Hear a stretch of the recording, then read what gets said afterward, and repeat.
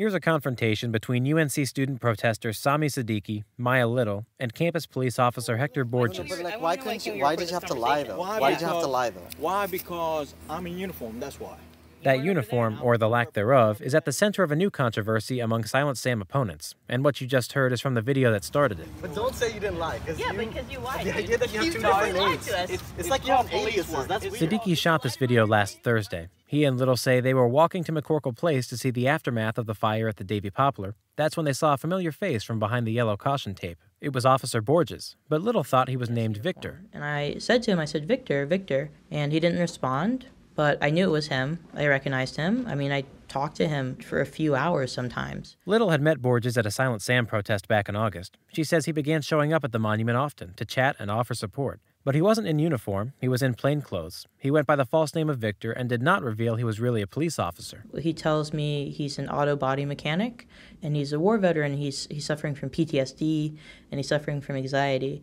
And he's a supporter of the removal effort, and he just wants to be here to help us. Little says Victor asked her about her studies, her PhD research, why she chose to go to UNC.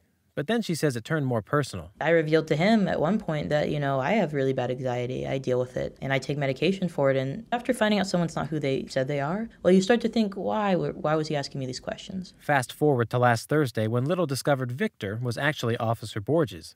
The video of their confrontation was posted to Twitter, and it continued to spread online. The students formally complained to the UNC System Board of Governors, and UNC Police Chief Jeff McCracken addressed the controversy at a faculty council meeting yesterday. He defended the undercover operation as essential to preserving the peace. I have had a very real fear, particularly since Charlottesville, that our students could be caught in the middle of a conflict between the extremes in this debate, and that's why we're there. McCracken says Officer Borges was posted near Silent Sam in plainclothes. He says they didn't plan for him to work undercover until he sat down near the statue one day, and McCracken allowed him to continue. He says Borges was trying to get information on potential threats, not gathering background info on protesters. There were no files created, no information collected on student leaders. None of that occurred, and never has occurred, and will not occur as long as I'm here.